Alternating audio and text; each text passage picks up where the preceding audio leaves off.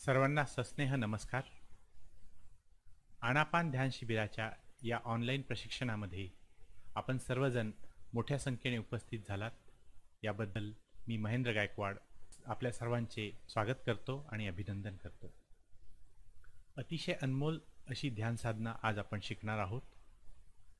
मला आनंदाने हे सांगावेसे वाटते की महाराष्ट्र राज्यातील 2 उच्चपदस्थ अधिकारी आपल्याला आज संबोधित करणार आहेत.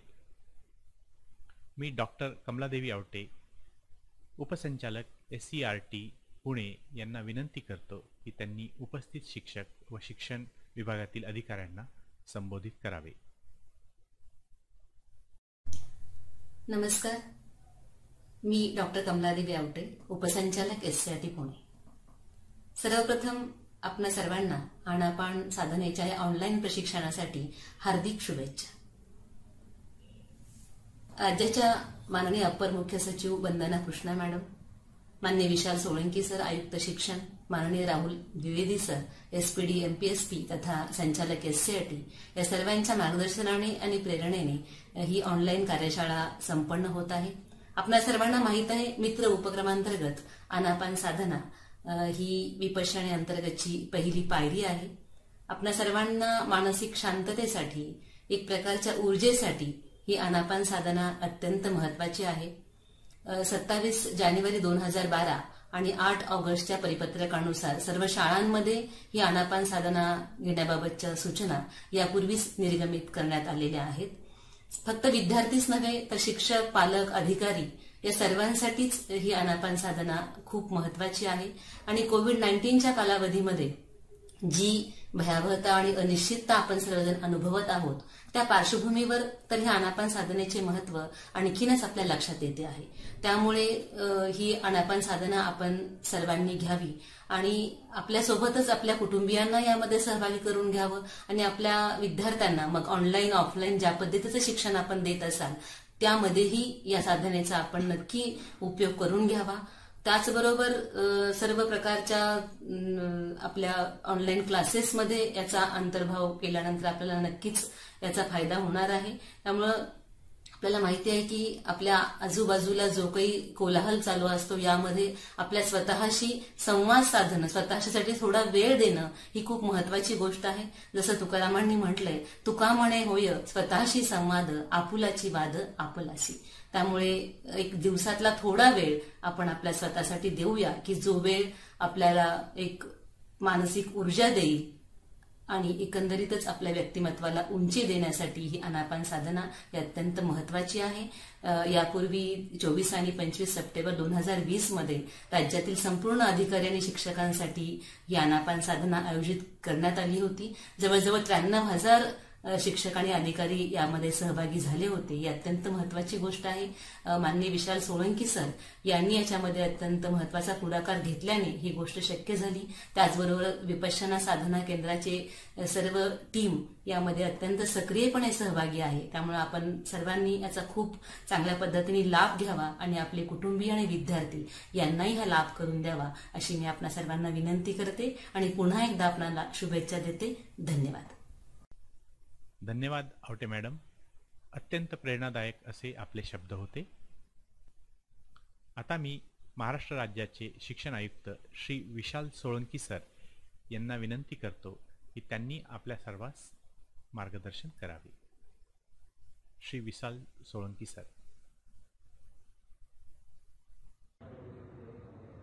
आज आपल्या जिल्ह्यातील सर्व शिक्षक विपश्यना मधील आनापान साधनेच्या एका मूलभूत ट्रेनिंगसाठी इथे जमा झालेले आहेत.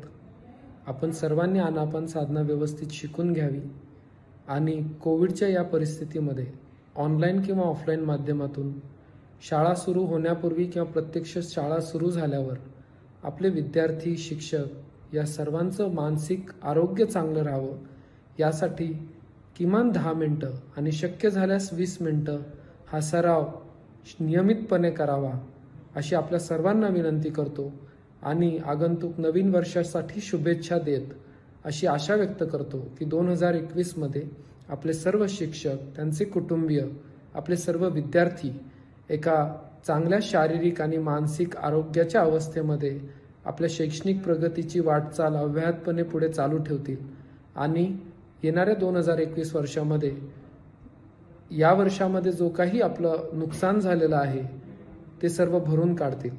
तर हे सर्व ट्रेनिंग आपण खूप चांगल्या प्रकारे घ्यावं अशी विनंती करत आणि पुन्हा एकदा आपल्या सर्वांना शुभेच्छा देत माझं वक्तव्य इथे संपवतो. धन्यवाद. धन्यवाद सोळंकी सर. अतिशय बहुमूल्य मार्गदर्शन आपण सर्वांना केले. आपल्या या मार्गदर्शनानंतर आपण आता मुख्य प्रोग्रामकडे वळूया. प्रशिक्षणाची रूपरेषा पुढील प्रमाणे असेल. पहिल्या सत्रामध्ये पूज्य गुरुजी श्री सत्यनारायणजी गोयंका हे आपल्याला आनापान ध्यान साधना का करावी याबद्दल सांगतील आणि ही ध्यान साधना कशी करायची याबद्दल पण मार्गदर्शन करतील. दुसऱ्या आणि तिसऱ्या सत्रामध्ये आपण ह्या ध्यान साधनेचा सराव करणार आहोत. चौथ्या सत्रामध्ये ह्या ध्यान साधनेच्या नियमित सरावाने काय फायदे होतात हे पूज्य गुरुजी आपल्याला सांगतील. तर हे 4 सत्र झाल्यानंतर आपण एक सुंदर डॉक्युमेंटरी पाहणार आहोत. ती डॉक्युमेंटरी बघून झाल्यानंतर मित्र उपक्रम तुमच्या शाळेमध्ये कसा राबवायचा हे विपश्यनेचे आचार्य तुम्हाला सांगतील आणि मग त्यांच्या भाषणानंतर हा प्रोग्राम संपेल. तर आता या प्रोग्रामला आपण सुरुवात करूया. पण सुरुवात करण्याच्या आधी काही सूचना आहेत. ज्यावेळेस हे सत्र सुरू होईल त्यावेळेस सगळ्यांनी डोळे बंद करून ध्यान साधना करायची आहे. मौन बाळगायचं आहे. शक्यतो तुम्ही खाली मांडी घालून बसायचं आहे. कुशन टाकून तुम्ही बसू शकता कुशनवर, किंवा जर खाली बसणं शक्य नसेल तर तुम्ही मग सोफ्यावर किंवा खुर्चीवर पण बसू शकता. ध्यान साधना रेकॉर्डेड ऑडिओ आहे, त्याद्वारे तुम्हाला शिकवली जाईल. तर ज्यावेळेस ऑडिओ चालू असेल त्यावेळेस तुम्हाला काही व्हिडिओ दिसणार नाहीये, त्यामुळे तुम्ही डोळे बंद करूनच काम करायचं आहे. 2 इन्स्ट्रक्शन दरम्यान गुरुजी मधल्या काळात काही बोलत नाहीयेत, तर त्या दरम्यान पण तुम्ही डोळे न उघडता डोळे बंद करूनच ध्यान साधना करत जायची. या ध्यान साधनेच्या प्रशिक्षणास आता सुरुवात करूया. सर्वांनी अतिशय हळूवारपणे डोळे बंद करायचे. सुरू करूया आपण आता. मेरे प्यारे प्यारे बच्चों, प्यारी प्यारी बच्चियों,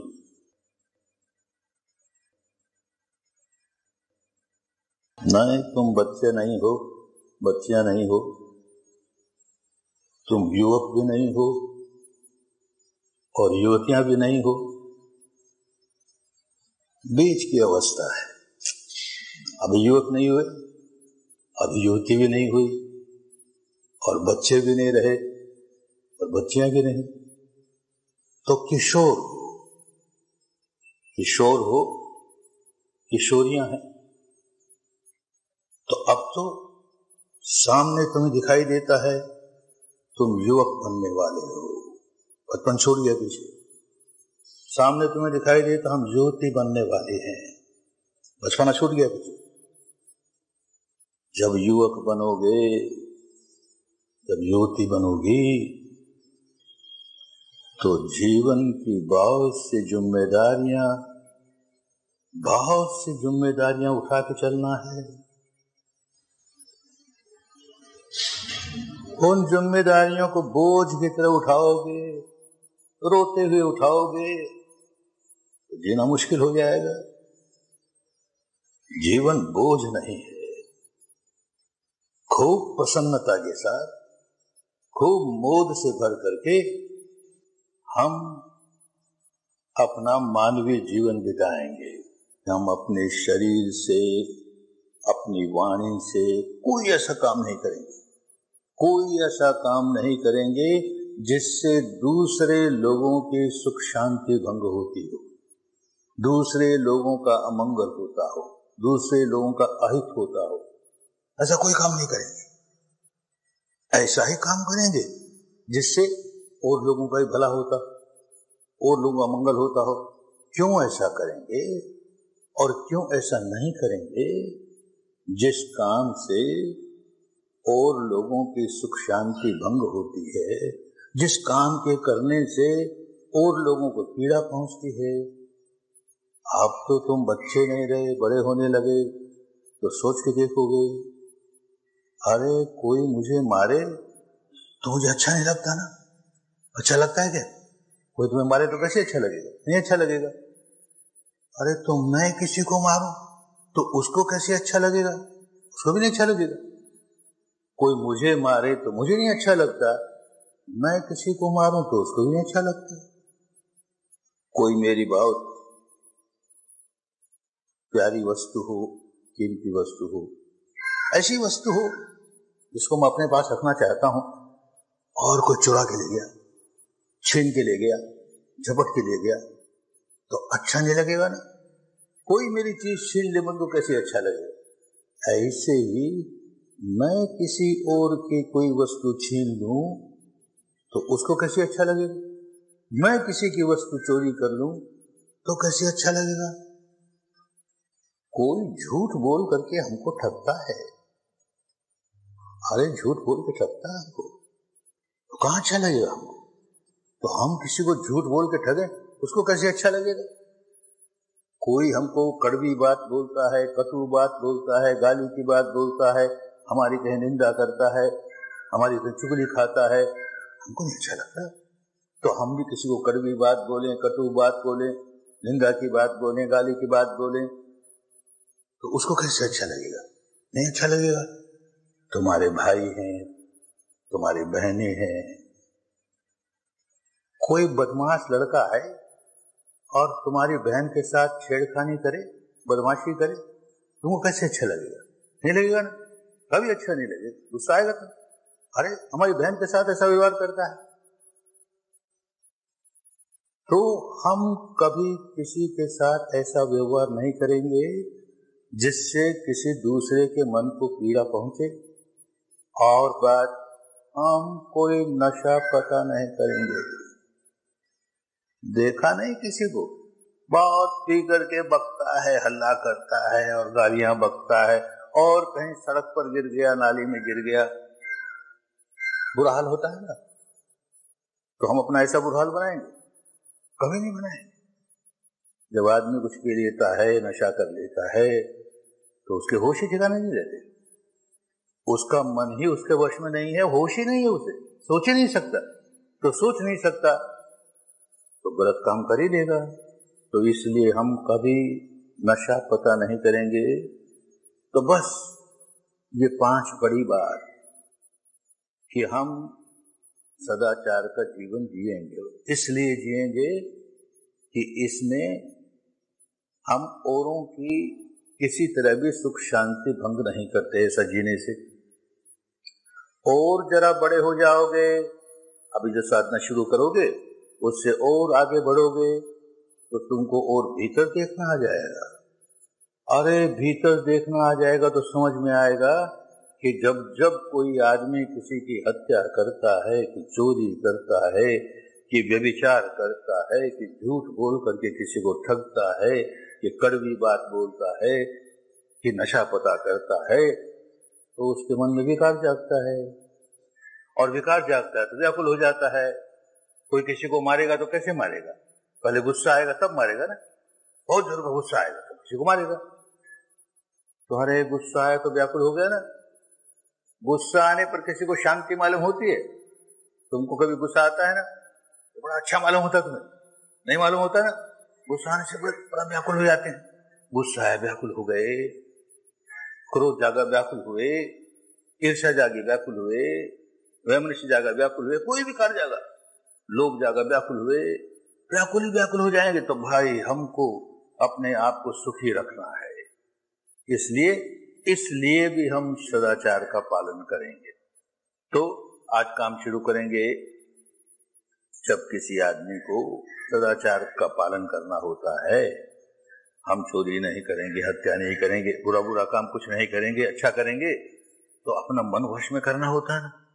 जिसका मन वश में नहीं है वो कैसे बुरा काम नहीं करेगा? कर जाएगा। वो कैसे अच्छा काम करेगा? कर ही नहीं पाएगा, मन ही वश में नहीं है उसका। तो पहले मन को वश में करना सीखना है। तो मन को वश में करने के लिए एक विद्या अभी सिखाएंगे। तो सब के सब साइंस पढ़ते हो ना अपने स्कूलों में, तो अरे ये तो साइंस है, प्रकृति के क्या नियम है ये मैटर के क्या नियम है, हमारा बॉडी है मैटर से बना ना, इसके क्या नियम है, और हमारा माइंड इसका क्या नियम है, ये कैसे काम करता है, ये बॉडी कैसे काम करती है, और ये माइंड और ये मैटर ये किस तरह काम करते हैं, कैसे एक दूसरे को इन्फ्लुएंस करते हैं, प्रभावित करते हैं, कैसे एक दूसरे से प्रभावित हो जाते हैं। अरे अंदर ही अंदर सारी दुनिया भरी पड़ी है, कितनी बातें हैं, वो किताबों से नहीं समझ में आएगी, पुस्तकों से नहीं समझ में आएगी, वो प्रवचनों से भी पूरी तरह नहीं समझ में आएगी। जब तुम्हें भीतर देखना आ जाएगा तो खूब समझ में आएगा। तो साइंस ही साइंस है सारा का सारा, जितना रास्ता जो काम करोगे प्योर साइंस है, माइंड और मैटर का साइंस है। मन को वश में करना है, तो मन को वश में करने के लिए क्या करना होगा? सजग रहना होगा, खूब सजग रहना होगा। तो किसके बारे में सजग रहें? अरे अपने बारे में सजग रहेंगे। गलती तो हमसे होती है ना, जब हम नहीं करना चाहिए वैसा काम कर जाते हैं तो हमारी गलती हुई, हमारी भूल हुई, तो अपने आप पर पहरा लगाना है। हम क्या कर रहे हैं, हम क्या बोल रहे हैं, हम शरीर से क्या कर रहे हैं, हम मन में क्या सोच रहे हैं, तो अपने आप पर पहरा लगाना है। तो पहला पहरा लगाने के लिए क्या करोगे? अपने सांस पर पहरा लगाओ। अच्छा, इस पर पहरा लगाते हैं, हमको तो पहरा लगाना सीखना है, तो इससे मन भी वश में आने लगेगा और हम सजग होने लगेंगे। हमको अपने सांस पर पहरा लगाना है, तो कैसे लगाओगे? आराम से बैठना होगा, तो खूब आराम से बैठो। जैसे देर तक बैठे रह सकते हो ना, ऐसे आसन में बैठो, खूब आराम से बैठो, और अपनी कमर और अपनी पीठ और अपनी गर्दन ये तीनों सीधे रखो। आंखें बंद रखो, क्योंकि तुमको पहरा अपने सांस पर लगाना है, तो आंख क्या करेगी उसमें? आंख से तो सांस दिखता नहीं, दिखता है क्या किसी को? सांस आया गया तो सांस से आंख से दिखता है कि नहीं दिखता ना, मन से मालूम होता है। तो पहरा तो मन से लगाएंगे, तो आंख बंद रखेंगे। जब आंख बंद है तो चश्मा लगाने की क्या जरूरत?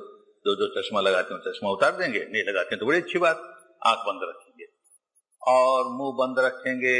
क्यों मुंह बंद रखेंगे? कि मुंह से सांस नहीं लेना है, हमको नाक से सांस लेना है, तो मुंह बंद रखेंगे। और अब जब सांस नाक से आ रहा है, नाक से जा रहा है, तो नाक के दरवाजों पर अपना मन लगा देंगे। सांस तो यहीं से भीतर आएगा, यहीं से बाहर जाएगा, तो सांस नाक के दरवाजों पर या नाक के भीतर उतनी दूरी तक तो जानते रहेंगे, ये सांस आया, ये सांस गया, ये सांस आया, ये सांस गया। सारा ध्यान नाक के दरवाजों पर।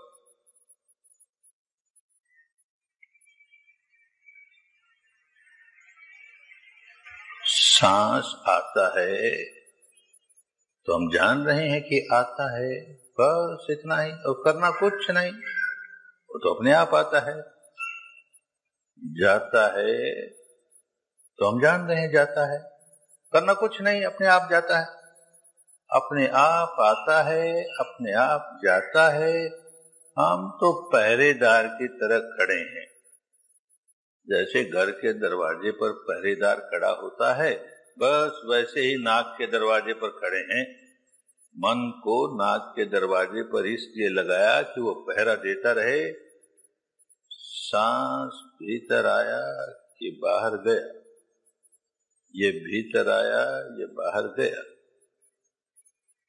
बस इसे जाने, बड़े ध्यान से जाने। सांस से सांस को जानते रहें, सांस से सांस को जानते रहें।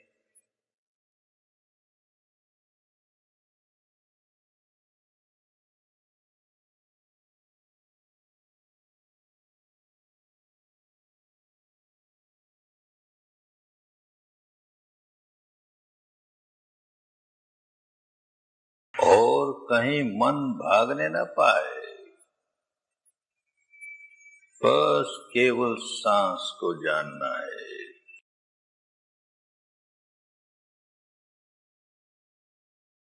और कोई चिंतन जागने न पाए,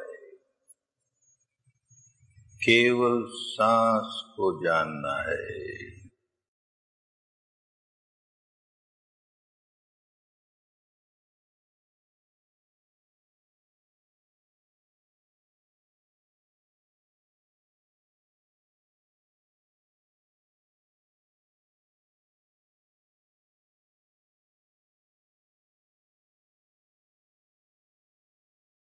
ये सांस आया, ये सांस गया,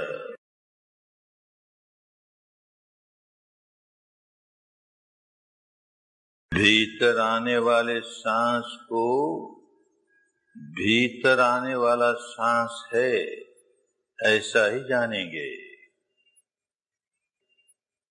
बाहर जाने वाले सांस को बाहर जाने वाला सांस है ऐसा ही जानेंगे।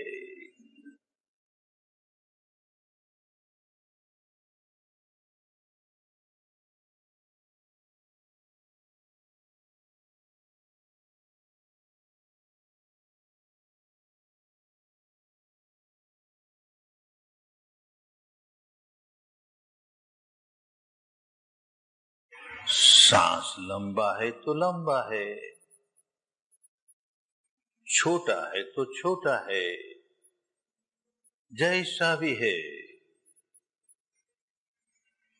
उसे वैसे ही जानेंगे।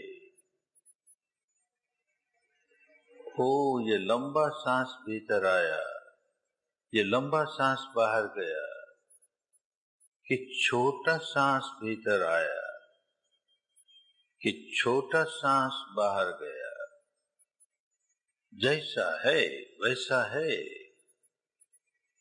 जैसा है उसे वैसे ही जानेंगे। खूब सजग रहेंगे, खूब सावधान रहेंगे, खूब सावधान रहेंगे।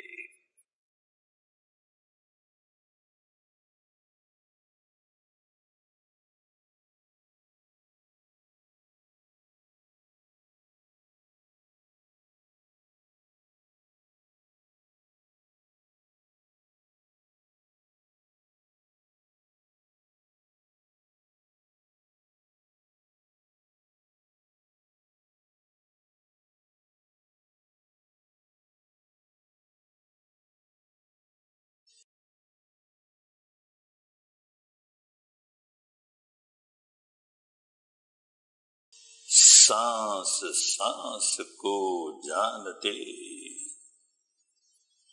दृढ़ हो जावे ध्यान, सब बच्चों का हो भला, सबका हो कल्याण, खूब कल्याण हो, खूब मंगल हो।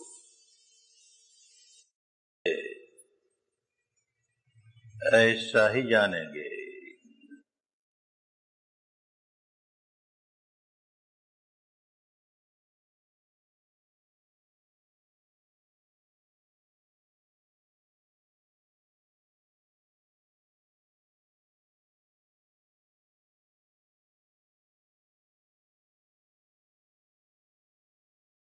सांस लंबा है तो लंबा है, छोटा है तो छोटा है, जैसा भी है उसे वैसे ही जानेंगे। ओ ये लंबा सांस भीतर आया, ये लंबा सांस बाहर गया, कि छोटा सांस भीतर आया, कि छोटा सांस बाहर गया, जैसा है वैसा है, जैसा है उसे वैसे ही जानेंगे। खूब सजग रहेंगे, खूब सावधान रहेंगे, खूब सावधान रहेंगे।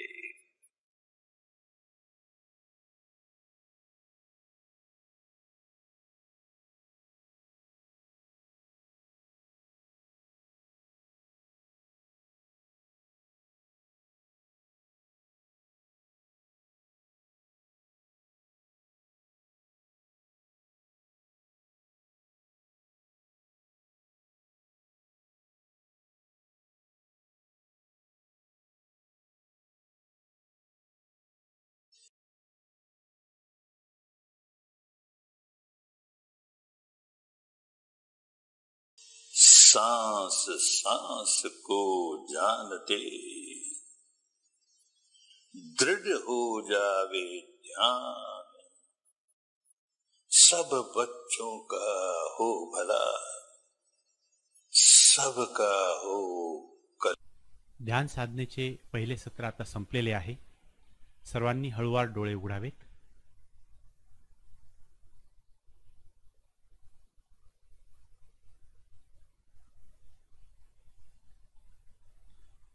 या सत्रामध्ये पूज्य गुरुजींनी आपल्याला शील सदाचाराचे महत्त्व सांगितले आहे व ही ध्यान साधना कशी करायची याबद्दल अतिशय अनमोल असे मार्गदर्शन पण केलेले आहे. आता आपण 1 मिनिटाची विश्रांती घेणार आहोत. आपण जागच्या जागी शरीर शिथिल करू शकता.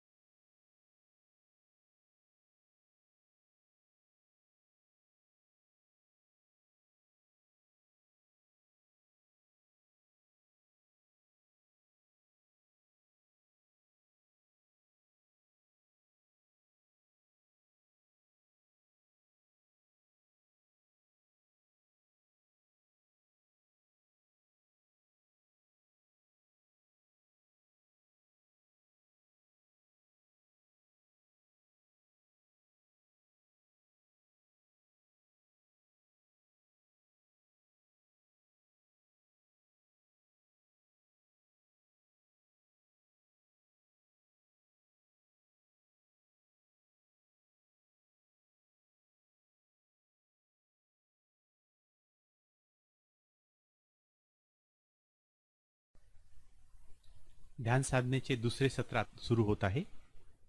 सर्वांनी हळूवार डोळे बंद करावेत आणि पूज्य गुरुजींच्या निर्देशनानुसार साधना करावी. सर्वांनी डोळे बंद करावेत.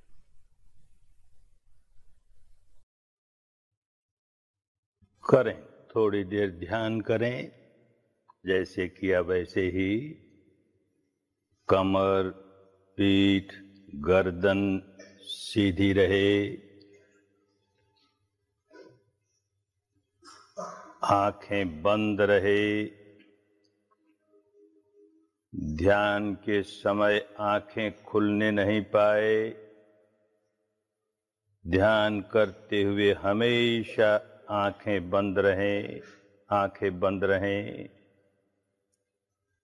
जो ऐनक लगाते हैं, चश्मा लगाते हैं, वो ध्यान के समय ऐनक उतार दें, चश्मा उतार दें. मुंह भी बंद रहे और सारा ध्यान नाक के दरवाजों पर, जहां से सांस भीतर आती है, जहां से सांस बाहर जाती है, अपना मन वहीं लगाए रखें. नाक के दरवाजों पर लगाए रखें और नाक के भीतर लगाए रखें. नाक के दरवाजों पर और नाक के भीतर. यहीं से सांस भीतर आती है, बाहर जाती है, भीतर आती है, बाहर जाती है. बस इसे जानते रहें. सांस भीतर आ रही है तो जान ले सांस भीतर आ रही है. सांस बाहर जा रही है तो जान ले सांस बाहर जा रही है. ये सांस भीतर आई, ये सांस बाहर गई, भीतर आई कि बाहर गई. बड़े ध्यान से जाने, बड़े ध्यान से जाने.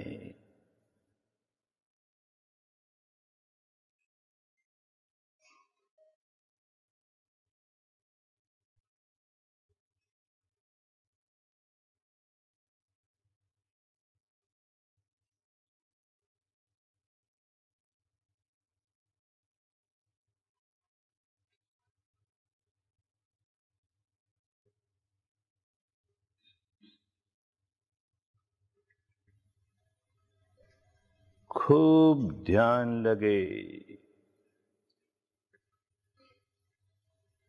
सांस पर ही मन लगा रहे और कहीं भटकने नहीं पाए। सांस पर ही मन लगा रहे।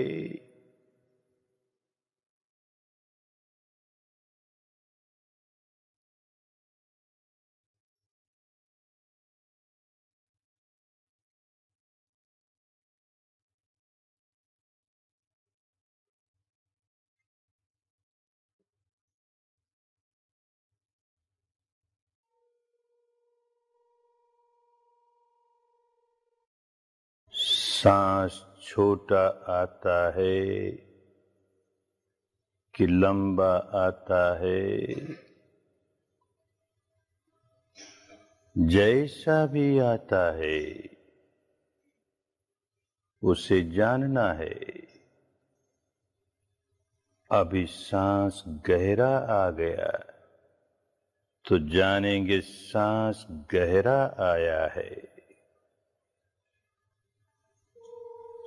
सांस छोटा आया है तो जानेंगे छोटा आया है।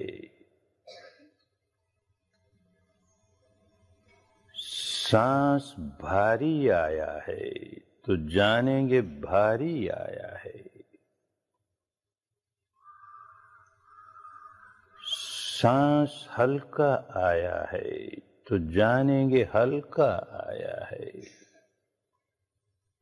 ऐसे ही सांस जा रहा है, जैसा है वैसा जानेंगे।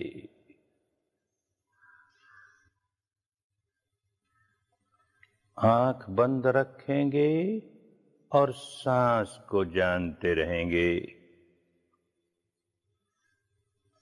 जो सांस आता है नाक के दरवाजों में से ही आता है, जो सांस जाता है नाक के दरवाजों में से ही जाता है। मुंह तो हमने बंद रखा है, मुंह में से तो सांस आता जाता नहीं, नाक में से ही आता जाता है।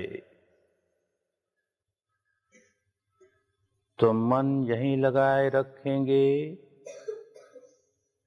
जहां से सांस आता है, जहां से सांस जाता है, वहीं मन लगाए रखेंगे।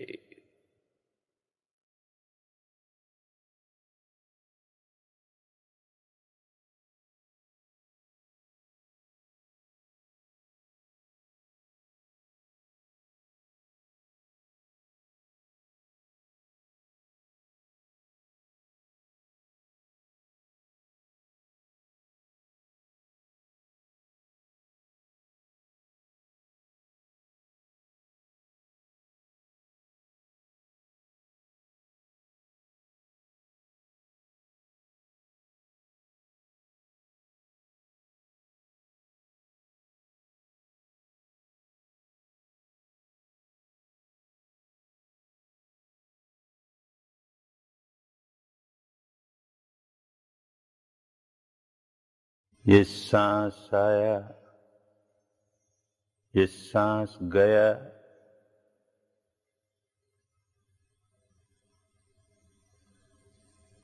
लंबा आया कि छोटा आया, भारी आया कि हल्का आया, जोर से आया कि धीमे से आया, खूब जानेंगे, खूब जानेंगे।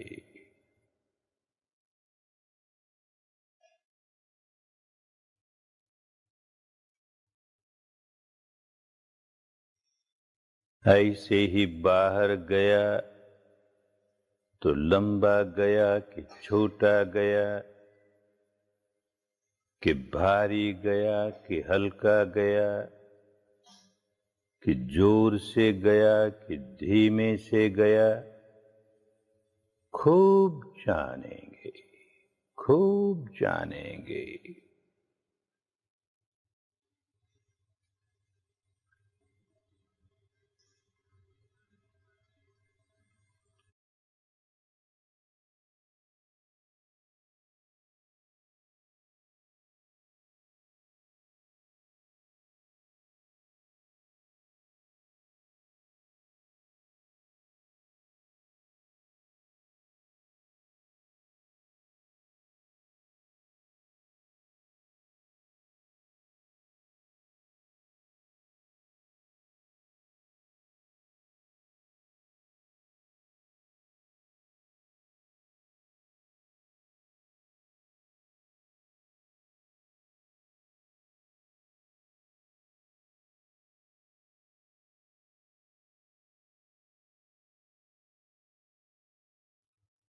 कभी कभी मन भटक जाएगा, कोई पुरानी बात याद आ जाएगी,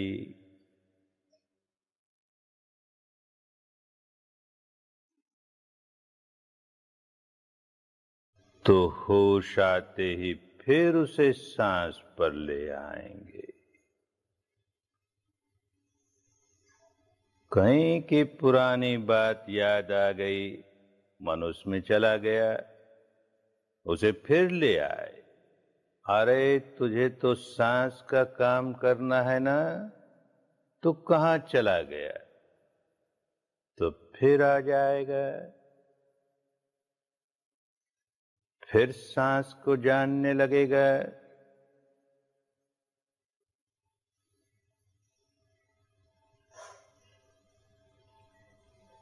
कभी कभी मन किसी आगे की बात को सोचने लगेगा, ऐसा होगा, ऐसा करेंगे, ऐसा करेंगे, ऐसा नहीं होगा, ऐसा नहीं करेंगे, ऐसे कोई आगे की बात सोचने लगेगा। फिर होश आएगा, फिर उसे सांस पर ले आएंगे। भूतकाल में चला गया तो उसे फिर सांस पर ले आएंगे। भविष्य में चला गया तो फिर सांस पर ले आएंगे। तो वर्तमान पर आ गया, इस समय क्या हो रहा है? पहले जो हुआ वो तो बीत गया, उसको क्या याद करें? आगे जो होगा, जब होगा तब होगा, उस पर क्या चिंतन करें? हमको तो इस समय क्या होता है उसे जानना है।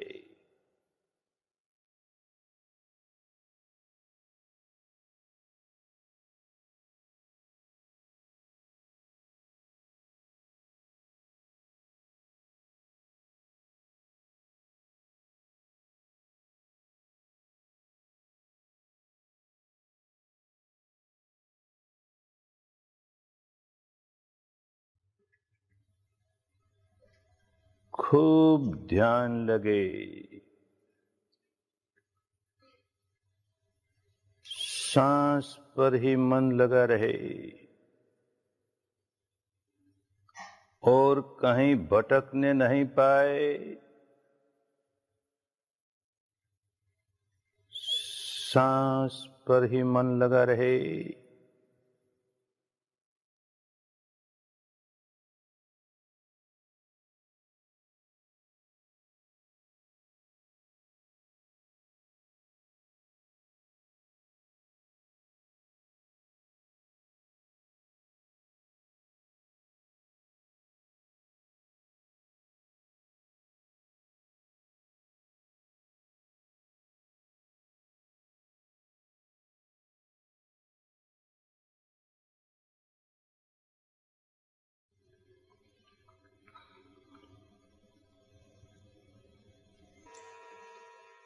खूब मंगल हो, खूब कल्याण हो, खूब भला हो। ध्यान साधनेचे दुसरे सत्र आता संपलेले आहे. सर्वांनी हळूवार डोळे उघडावेत.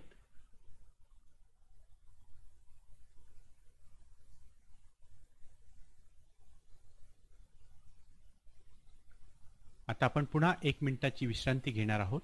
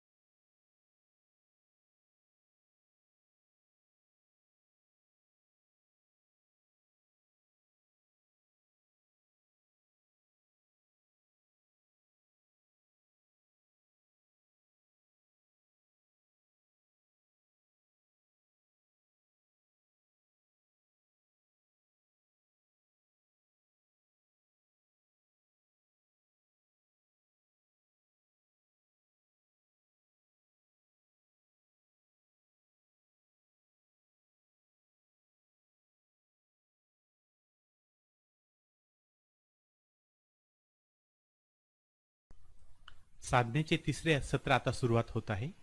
सर्वांनी हळूवार डोळे बंद करावेत व गुरुजींच्या निर्देशनानुसार साधना करावी. मन एकाग्र करण्यासाठी अतिशय महत्त्वाचे मार्गदर्शन पूज्य गुरुजी या सत्रामध्ये करणार आहेत. सर्वांनी अतिशय लक्षपूर्वक ते ऐकावे.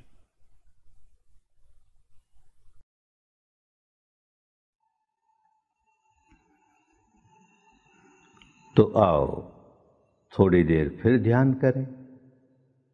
जैसे पहले किया था बस ठीक उसी प्रकार करना है. कैसे किया था याद है? खूब आराम से बैठ जाएं. कमर, पीठ, गर्दन इन तीनों को सीधे रखें. जब जब देखें झुक गई फिर सीधी कर लें. आंख बंद रखें.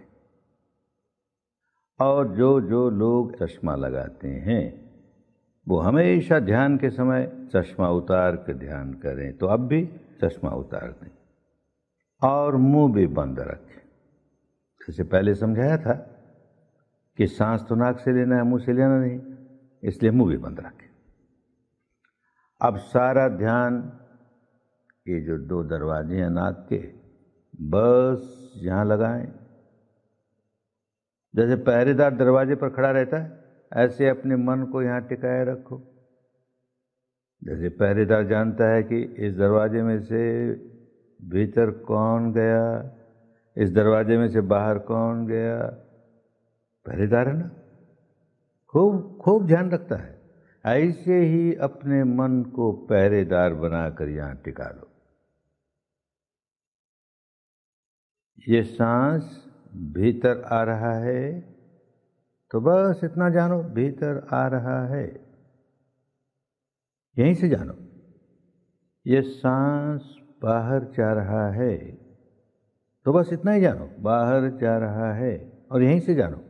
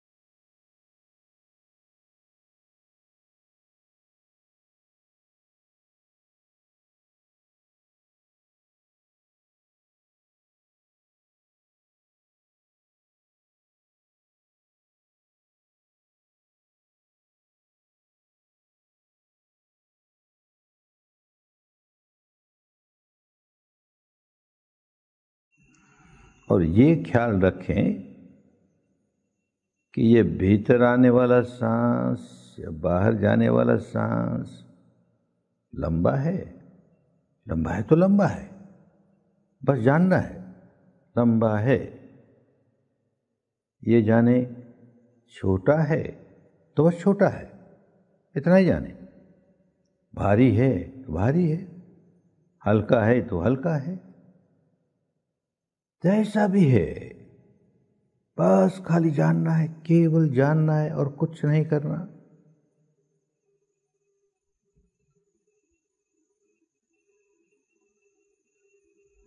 जैसा है वैसा है, उसे बदलना नहीं है, बदलने की कोशिश भी नहीं करनी है।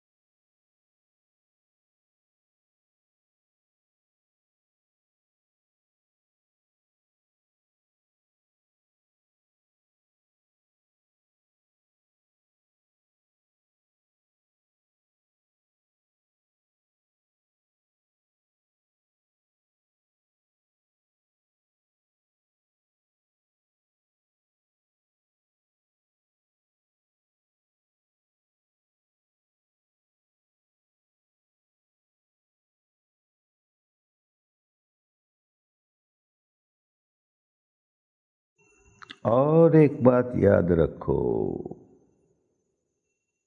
कि सांस के साथ कोई शब्द नहीं जुड़ जाए, कोई नाम नहीं जुड़ जाए, कोई मंत्र नहीं जुड़ जाए। बस सांस जैसा है वैसा है, जानना है उसे, इसके साथ कुछ जोड़ना नहीं है। और सांस के साथ कोई रूप नहीं जुड़ जाए, कोई मूर्त नहीं जुड़ जाए, कोई आकृति नहीं जुड़ जाए। हमें उनसे कोई लेना देना नहीं। हमें तो अपने सांस के बारे में जानना है, जैसा है वैसा है, बस उतना ही जानना है और कुछ नहीं, कुछ नहीं।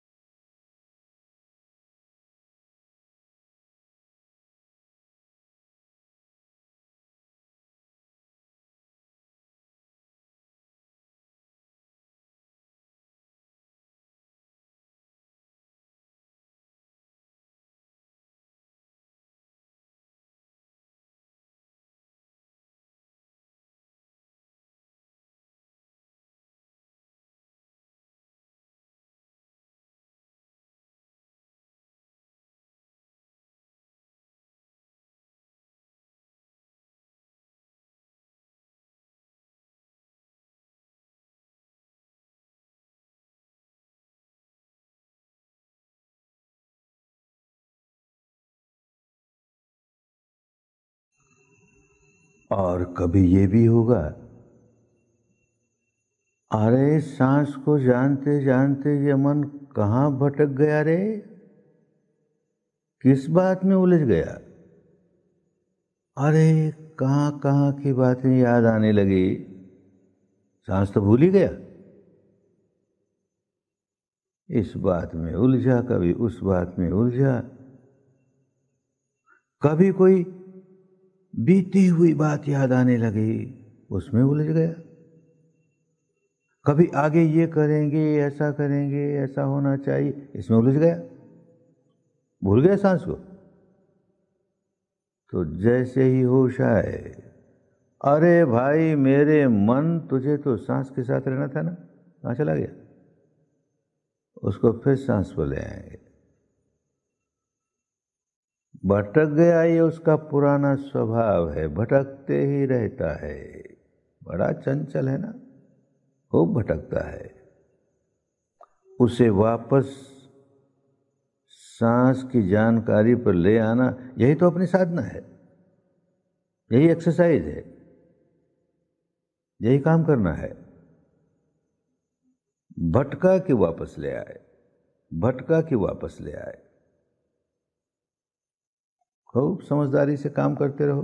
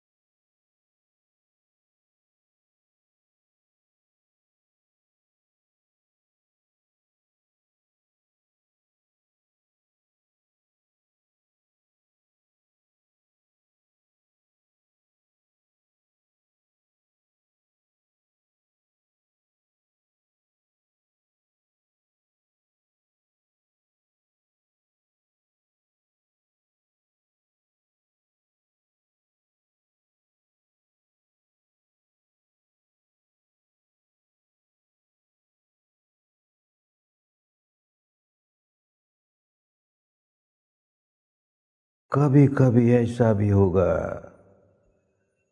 कि एक दो सांस से जाने की भटक गया, बस एक सांस जाना, दो सांस जाना, इतने में तो गया, और गया तो गया, कितनी देर तक भटकता रहा।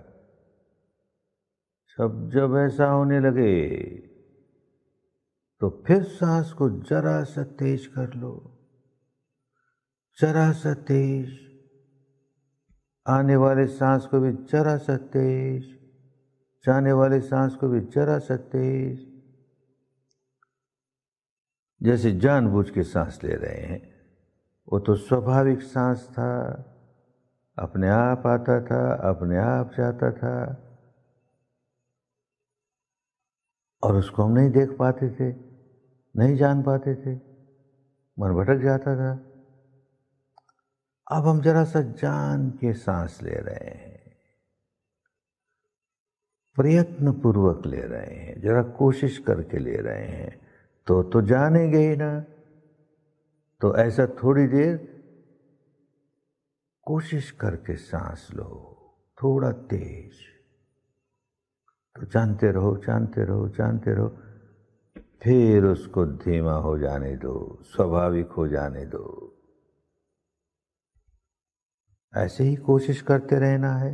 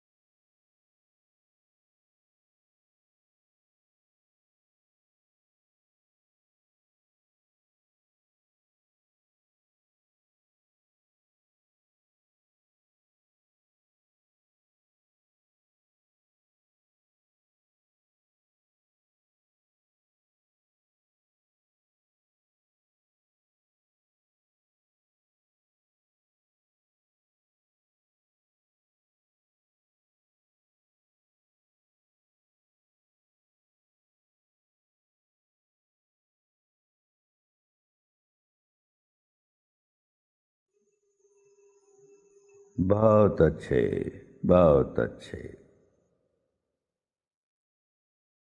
साधनेचे तिसरे सत्र संपलेले आहे. सर्वांनी हळूवार डोळे उघडावेत.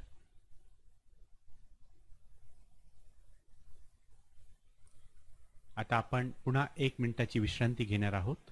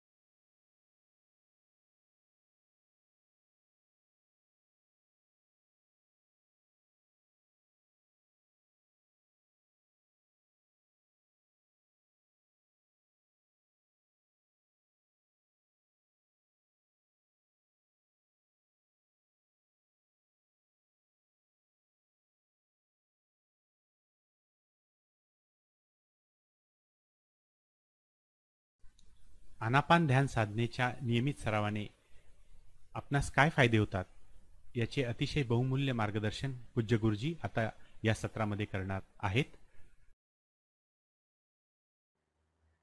और ये जो विद्या सीखी है,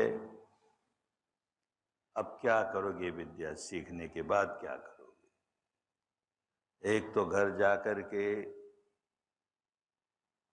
रोज सुबह शाम 10 मिनट बस बहुत होता है. 10 मिनट तक बैठ गए, या तो सुबह बिस्तर से उठते ही बैठ गए, सांस को देखते रहे, आंख बंद करके सांस को देखते रहे. नहीं तो नहा धो करके स्कूल जाने के पहले देखते रहे 10 मिनट तक. बस ऐसे ही शाम को घर आते ही 10 मिनट, और नहीं तो खेल कूद कर खाने पीने के बाद सोने के टाइम 10 मिनट. बस 10 मिनट, 10 मिनट सुबह 10 मिनट शाम बराबर करते रहोगे तो बहुत लाभ होगा. क्या लाभ होगा?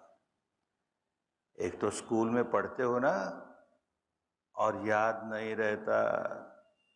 हमारे टीचर ने क्या बताया भूल गए, किताब में एक बार पढ़ा, अरे भूल गए. तो कोई कहता खूब रटो, बार बार रटो तो याद हो जाएगा. अरे काहे रटोगे? आनापान करने वाले विपश्यना करने वाले रटने का काम नहीं करते. एक बार देखा, 2 बार देखा, एकदम याद हो जाएगा. जो सांस का काम करेगा उसकी मेमोरी बहुत शार्प हो जाएगी. तो अपनी मेमोरी को शार्प करना है ना. पढ़ाई करते हो तो अपनी स्मरण शक्ति, अपनी मेमोरी, याददाश्त कमज़ोर रहेगी तो कुछ याद ही नहीं रहेगा.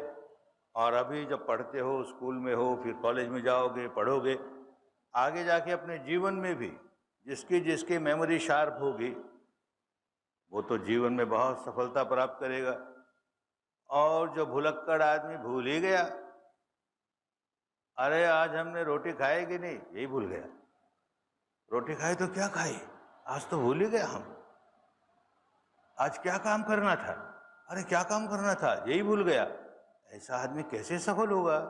जीवन में सफल नहीं होगा ना. कैसे सफलता मिलेगी उसको? माइंड एकदम शार्प होना चाहिए, खूब याद रहे. तो अभी तुम्हारे स्कूली जीवन में भी और आगे बड़े होकर के बाकी अपने सारे जीवन भर में ये साधना तुम्हें काम देगी.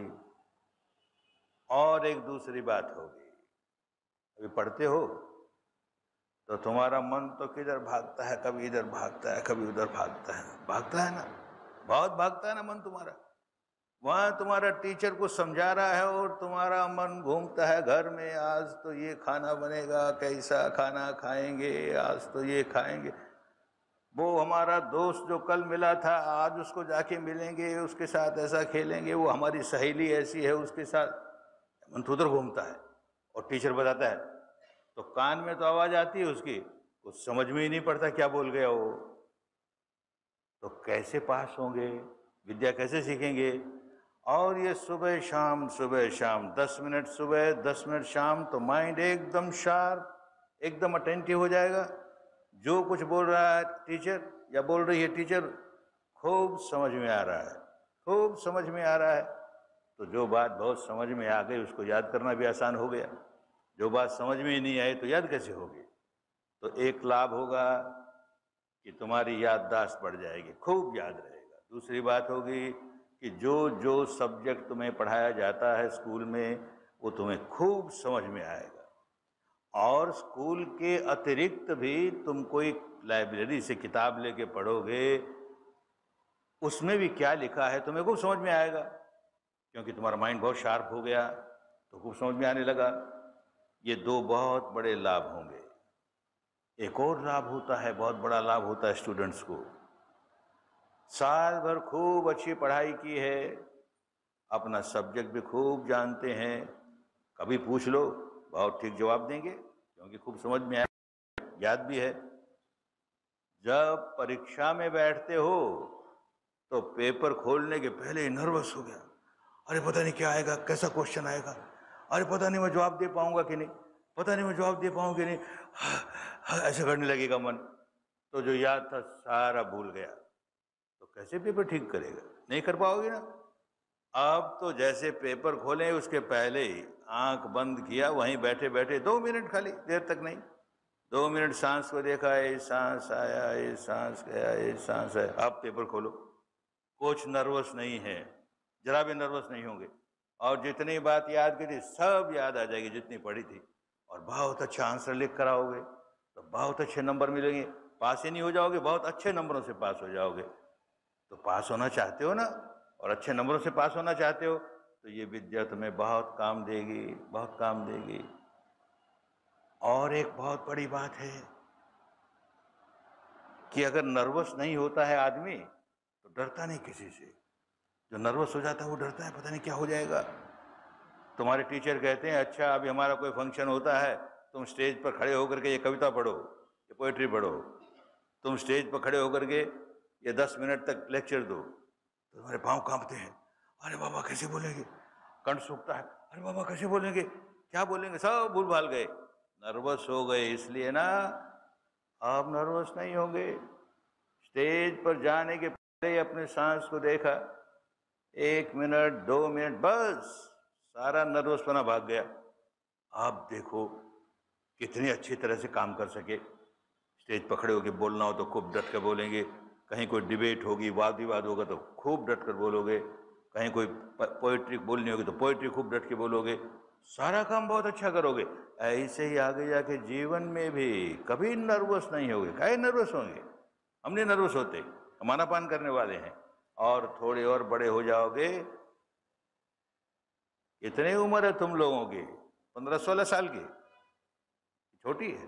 क्या उम्र है बेटी तुम्हारी? हाँ तेरी क्या उम्र है? 14 साल की है। अच्छा तो तुझे 2-3 साल और लगेंगे। तुम्हारी क्या उम्र है? हाँ 15, चलो तुम्हें 1 साल लगेगी, 16 बरस के हो जाए। उसके बाद जब भी तुम्हारी समर वेकेशन हो, छुट्टियां हो, तो चले आओ इगतपुरी में 10 दिन का कोर्स कर दो। अरे क्या खाली आनापान तो शुरू करने के लिए ठीक है, हम 10 दिन का करेंगे, और फिर देखो उसका तो इतना लाभ हुआ कोई ठिकाना नहीं। अभी तो आनापान का ही काम करो, देखो कि उसका बहुत लाभ होने लगा, जीवन में बहुत लाभ होने लगेगा। बड़े होकर भी पता नहीं जीवन में कैसी कैसी बात आएगी, हम नहीं घबराते, किसी बात से भी नहीं घबराते। बस आनापान करेंगे, विपश्यना सीख लेंगे तो विपश्यना करेंगे थोड़ी देर, एकदम बल आ जाएगा, खूब बलवान होंगे, कभी नहीं हिम्मत हारेंगे। ये जो आनापान सीखी है ना, किस तरह से इसका काम करेंगे? कभी पानी में उतर के तैरना सीखा है? नहीं तैरना सीखा? तुम लोगों ने भी नहीं सीखा कभी? स्विमिंग नहीं की? अच्छा नहीं की तो सीखोगे कभी। और पानी में उतरोगे तो डर लगेगा, हाय रे डूब जाऊंगा, हाय रे डूब जाऊंगी, कहीं क्या हो जाएगा। तो जहाँ डूब जाऊंगी, डूब जाएगा तो वो लोग एक रबड़ का टायर और ट्यूब रखते हैं, हवा भरा हुआ ट्यूब होता है ना, बस उसे पकड़ लिया। आप कहाँ डूबेंगे? बिल्कुल नहीं डूब सकते। ये हवा का भरा हुआ टायर है ना, ट्यूब है, ये तो पानी के ऊपर ही रहेगा, ही नहीं डूबेगा, उसको पकड़ लिया। हम नहीं डूबते अभी, बिल्कुल नहीं डूबेंगे। ऐसे हमारा सांस है, हमको डूबने नहीं देगा। कितनी ही मुसीबत आ जाए, बस सांस को पकड़ लिया। अरे तू कहाँ गया? है ना हमारे साथ है, कहीं जाता नहीं बेचारा, साथ रहता हमारे। हमेशा साथ रहता है। सोते हो तो भी, जागते हो तो भी, खाते हो तो भी, पीते हो तो भी, चलते हो तो भी, फिरते हो तो भी, हर अवस्था में सांस तो है ही ना। बस उसका ध्यान किया, सांस आया तो आया, सांस गया तो गया, बस इतने में इतनी हिम्मत आ जाएगी कि बस वो हवा भरी हुई ट्यूब पकड़ में आ गई, हम नहीं डूबते, हमको सहारा मिल गया। तो सांस का बहुत बड़ा सहारा होता है। किसी लंगड़े आदमी को देखा, लंगड़ा आदमी नहीं चल सकता ना बेचारा, क्या करे, तो उसको कोई सहारा चाहिए, तो उसको जो क्रचेस चाहिए ऐसा लगा के चलता है। तो कभी ऐसा हो कि भाई हम तो क्या करें, नहीं चल सकते, ऐसी मुसीबत आ गई, कैसे चले, बस ये सांस का सहारा मिल गया। 2 मिनट 3 मिनट सांस देखा कि इतना बल आएगा, खूब भागते हुए चलोगे, हर काम में सफलता मिलेगी। इसलिए ये सांस तुम्हारे बहुत काम आएगा, इसको छोड़ना नहीं। रोज सुबह शाम, सुबह शाम। तुम लोगों को कोई एक्सरसाइज करवाते हैं स्कूल में, खेलना सिखाते हैं, भागना दौड़ना स्पोर्ट्स कराते हैं ना? क्यों कराते हैं? शरीर को मजबूत रखने के लिए, शरीर को तंदुरुस्त रखने के लिए। तो ये बॉडी की एक्सरसाइज है। भागना नहीं सीखोगे, चलना नहीं सीखोगे, आसन नहीं सीखोगे, प्राणायाम नहीं सीखोगे, तो हमारा शरीर कमजोर हो जाएगा। शरीर को बलवान बनाना है, स्वस्थ बनाना है। ऐसे ही मन की कसरत है ये, मन को बलवान बनाना है। खूब बलवान होगा हमारा मन, हम नहीं डरते किसी से, ऐसा बलवान हो जाएगा और खूब समझदार हो जाएगा। तो उसको तंदुरुस्त बनाने के लिए, उसको हेल्दी बनाने के लिए, उसको स्वस्थ बनाने के लिए ये 2 मिनट की आनापान सुबह, 2 मिनट की आनापान शाम को, बस सुबह शाम 10-10 मिनट, और मुसीबत आए तो 2 मिनट, मुसीबत आए तो 2 मिनट, बस पर्याप्त है। तो बड़ा बल आएगा इससे। और फिर एक काम और सिखाएंगे आज तुम्हें, एक साधना और सिखाएंगे। ये क्यों करते हैं? सांस का काम अपने आप को बलवान बनाने के लिए, अपने आप को स्वस्थ बनाने के लिए, अपने आप को सुखी बनाने के लिए, अपने आप को धर्म में पक्का करने के लिए। क्या धर्म होता है? कि हम अपने शरीर से, अपनी वाणी से कोई ऐसा काम नहीं करेंगे जिससे दूसरे लोगों को हानि पहुंचती हो। ऐसा काम कभी नहीं करेंगे, क्योंकि ऐसा काम करेंगे तो दूसरों की सुख शांति भंग कर देंगे, तो हमारी सुख शांति कैसे रहेगी? दूसरों की सुख शांति रहेगी तो हमारी भी सुख शांति रहेगी। तो इसलिए हम किसी की सुख शांति भंग नहीं करेंगे, हम भी सुखी रहेंगे, औरों को भी सुखी रहने देंगे। इसलिए धर्म होता है, इसी को धर्म कहते हैं। तो ये 10 मिनट की आनापान की, फिर 2 मिनट का काम और करना है। सबका भला हो, सबका मंगल हो, सबका कल्याण हो, ऐसी मंगल कामना करनी है। इसको मंगल मैत्री कहते हैं। हमारा तो भला हो ही, हर आदमी अपना भला करना चाहता है ना। कौन ऐसा होगा अपना भला नहीं करना चाहता? तो अपना भी भला हो, औरों का भी भला हो, सबका भला हो, सबका मंगल हो। ये 2 मिनट तक मंगल मैत्री करनी होगी। तो कैसे करोगे? अभी हमारे साथ साथ बोलोगे, हमारे पीछे पीछे बोलोगे, तो बस सीख जाओगे। रोज 10 मिनट तक आनापान की, फिर ये मैत्री करोगे। तो हमारे पीछे पीछे बोलो, मेरा मंगल तेरा मंगल, सबका मंगल होए रे। बोलो, मेरा मंगल तेरा मंगल, सबका मंगल होए रे। मेरा मंगल तेरा मंगल, सबका मंगल होए रे। मेरा मंगल तेरा मंगल, सबका मंगल होए रे।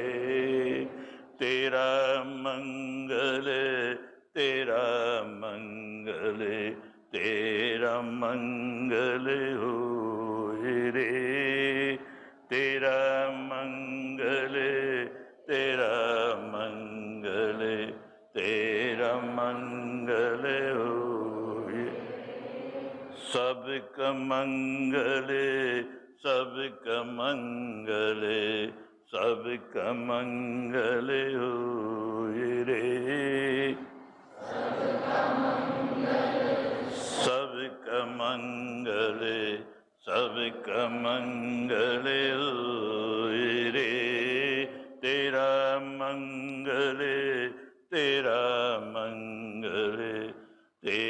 मंगल होए रे।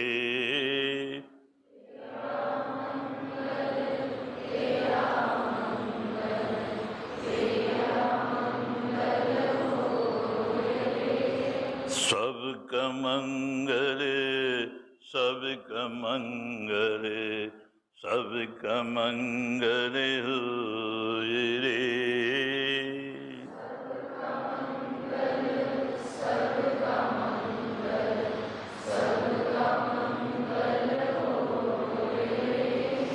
मेरा मंगल तेरा मंगल, सबका मंगल होए रे।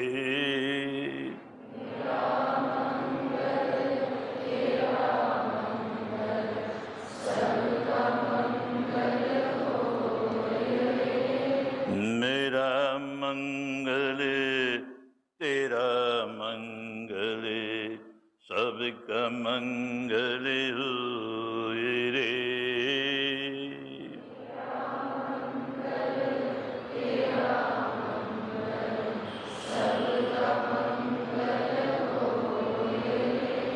तेरा मंगल तेरा मंगल, तेरा मंगल होए रे।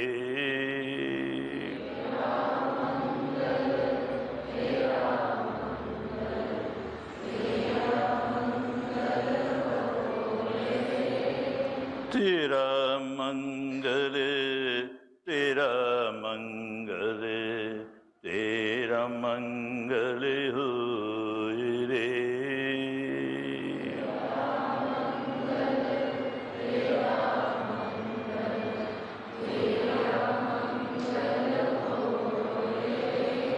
सबका मंगल, सबका मंगल, सबका मंगल होए रे।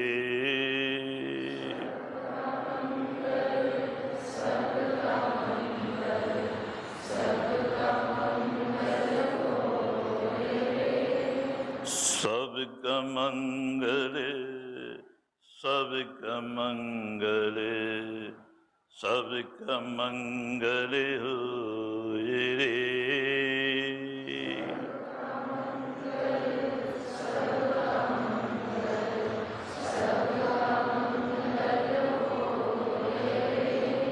जन जन मंगल, जन जन मंगल, जन जन मंगल होए रे।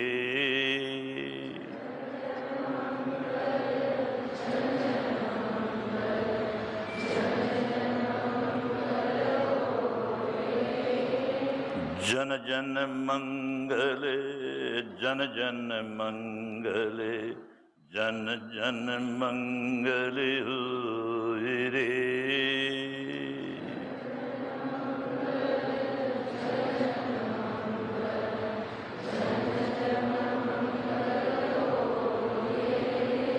मेरा मंगल तेरा मंगल, सबका मंगल होए रे।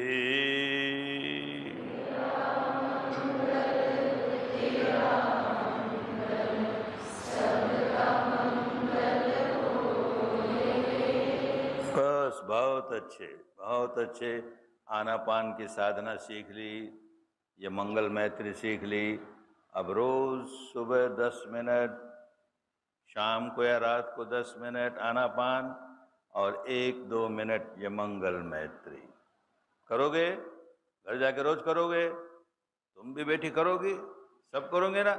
बस तो खूब मंगल होगा, तुम सबका खूब मंगल हो, खूब कल्याण हो, खूब स्वस्थ मुक्ति हो। भवतु सर्व मंगलं, भवतु सर्व मंगलं, भवतु सर्व मंगलं।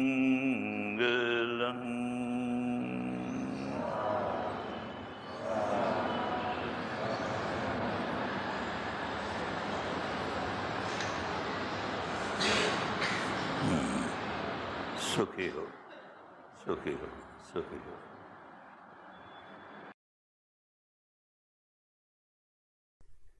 प्रत्येक दिवशी साधनेनंतर अशी जर आपण मंगल मैत्री केली तर आजूबाजूचे वातावरण अतिशय प्रसन्न होईल. माझी खात्री आहे की दररोज 10 मिनिटे तुम्ही 2 वेळेस दिवसातून ही ध्यान साधना कराल व त्यानंतर आत्ता गुरुजींनी जशी आपल्याला मंगल मैत्री शिकवली त्याप्रमाणे मंगल मैत्री पण कराल. इसवी सन 2012 पासून मित्र उपक्रम हा महाराष्ट्रातील अनेक शाळांमध्ये राबवला जात आहे. आनापान ध्यान साधनेच्या नियमित सरावाने विद्यार्थी, शिक्षक आणि शालेय व्यवस्थापनास काय काय फायदे झालेले आहेत याबद्दल एक अतिशय सुंदर डॉक्युमेंटरी आता आपण पाहणार आहोत. मला अशी अपेक्षा आहे की ती डॉक्युमेंटरी पाहिल्यानंतर आपल्यामध्ये निश्चितच मोठा उत्साह जागेल. तर आता आपण ती डॉक्युमेंटरी बघूया.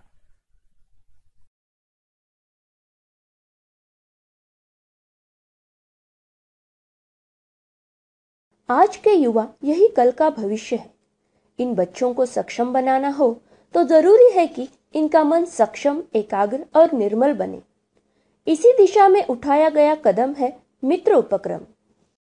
मित्र यानी mind in training for right awareness, मन की सुयोग्य सजगता का अभ्यास.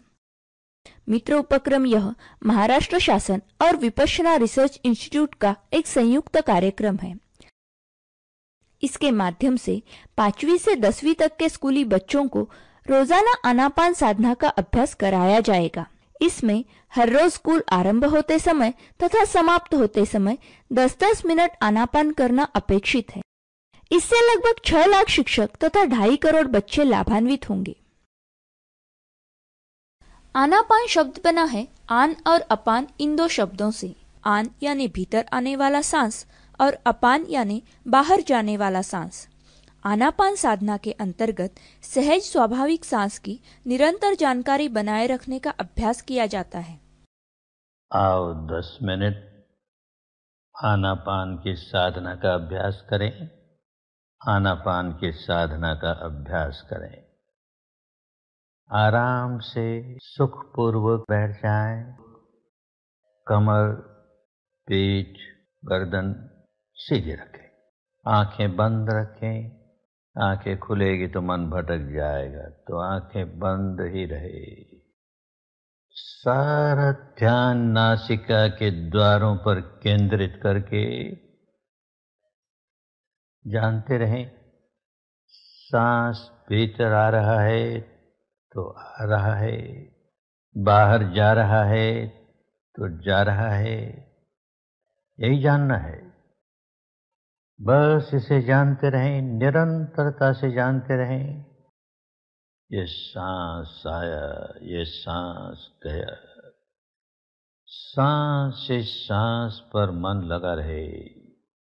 मन भटके तो उसे फिर सांस पर ले आए. भटकने ही न दें, पर भटके तो फिर सांस पर ले आए. एक एक सांस की पहरेदारी होती रहे. खूब सजग, खूब सचेत, खूब सावधान, सावधान, सावधान. नियमित आनापान के अभ्यास से मन की सजगता और एकाग्रता बढ़ती है और यह बच्चों के मानसिक, बौद्धिक स्तर पर गुणवत्ता युक्त विकास में मदद करती है. इसके द्वारा व्याकुलता, चिंता, तनाव, हीन भावना, क्षोभ, क्रोध, द्वेष, लालच, भय, एकाग्रता का अभाव, बेचैनी, आलस इनसे छुटकारा मिलने लगता है और बच्चों में एकाग्रता, स्मरण शक्ति, स्वयं शासन, जागरूकता, सतर्कता, निर्णय क्षमता, आत्मविश्वास, रचनात्मकता, कार्यक्षमता, आनंद, सद्भावना इन गुणों का विकास होता है. अभ्यासात मन लागत नव्हतं, आता अभ्यास करावासा वाटतोय. मन शांत राहतं, चिडचिड होत नाही. मुलींमध्ये मिळून मिसळून राहावंसं वाटतं. मला आनापान केल्यानंतर प्रसन्न वाटतं, मूड चांगला राहतो. आनापानामुळे माझ्या अभ्यासात स्पीड वाढली. टीचर जे फळावर सांगतात ते मला कळायला लागले. खेळामध्ये चपळता आणि एकाग्रता वाढते. पहिली माझी एंट्री आणि पकड दोन्ही चालत नव्हते आणि मी खेळाच्या बाहेर बसायचो. आता खेळाच्या आत लागलो. पहिले मला शाळेत यायला कंटाळा यायचा, आता मी रोज शाळेत येतो. असं आनापान केलं ना तर त्याच्यामुळे मन एकदम शांत वाटतं. मी कालांतराने खूप आजारी पडायचो, पण हे आनापान नियमित केल्याने शाळेमध्ये तर आम्ही करतोच, पण घरीसुद्धा सकाळ आणि संध्याकाळ ह्या दोन्ही वेळात आम्ही करतो हे आनापान. याच्यामुळे बराचसा आजारामध्ये मला सुधार झाली आहे. कॉन्सन्ट्रेशन वाढलं, त्यामुळे अभ्यासही वाढला. पर्सेंटेजचं माहिती नाही, पण नॉलेज खूप वाढलं. पुस्तकं वाचायची मला आवड निर्माण झाली वेगळ्या प्रकारची. आधी मी मस्ती करायचो, आता मस्ती नाही करीत. आधी खेळत नव्हतो, आता खेळतो. जेव्हा सर्वप्रथम सगळ्यात पहिल्यांदा आनापान आपल्या शाळेत हा उपक्रम सुरू झाला, तेव्हा असं वाटायचं कशाला करायचं आहे आनापान, काय मिळतं यांनी, आणि मनात सारखे विचार येत राहायचे. असं मन भटकायचं सारखं सारखं. पण नंतर मग हळूहळू जशी सवय होत गेली तसं आम्ही आनापान म्हणजे आपण सगळेच आनापान करू लागलो आणि मग मनाची एकाग्रता वाढली. आधी सारखं कामच नव्हतं करत, अंग दुखायचं असं, आणि आता चांगलं काम करतं. पहिल्यापेक्षा आता मला खूपच उच्च असं वाटतं. गणित खूप कठीण वाटायचं आणि गणिताच्या शिक्षकांची भीती वाटायची. आता आनापान केल्यामुळे मला गणित पण सोपं झालं आणि शिक्षकांची भीती वाटत नाही. आनापानमुळे खेळात एक शक्ती वाटते खेळण्याची आणि एक नवीन ऊर्जा निर्माण होते आनापानमुळे. मागच्या वर्षी थोडे कमी मार्क होते आणि ह्या वर्षी जास्त मार्क भेटले. आनापानने पेपरात मार्क जास्त भेटले. हो, मी पूर्वी फार त्रास देतो सरांना, वेगळे कोणाला शिक्षकांना असं उलटून बिलटून बोलेलं असं. आता शांत राहतो. मी आधी 9वीला असताना फार आनापान म्हणजे एवढं त्याला लक्षात न घेता आनापानला मुलं तयार झालं, त्यांच्या खोडी काढायचो, त्यांना तो पण मारून फेकायचो. पण नंतर जसं जसं 10वीला आल्यापासून मी आनापान करायला लागलो, तेव्हापासून शांतता मनात यायला लागली. मी मनाला प्रसन्न वाटायला लागलं. अक्षर सुधारलं, खेळायला मजा वाटते. आनापान रोज बोलायला मजा वाटते. घरचे सगळे विचार विसरून जातो आणि शाळेत आला मनाला शांती भेटते आनापाना केल्यावर. मला माझ्या स्वतःच्या गोष्टी स्वतःलाच करूशी वाटतात, दुसऱ्यांना कोणाला नाही देऊशी वाटत. म्हणजे घरातले जसं कामं, भांडे वगैरे असं मला स्वतःच करूशी वाटतं. परत आई वडिलांच्या रोज पाया पडूशी वाटतं, देवाची पूजा करूशी वाटते रोज. आणि ना याच्यामुळे मला खूप छान वाटतं. मला पहिले झोपच येत नव्हती, परंतु आता आनापान केल्यामुळे मला चांगली झोप लागते व अभ्यास करण्यासाठी मी लवकर उठतो.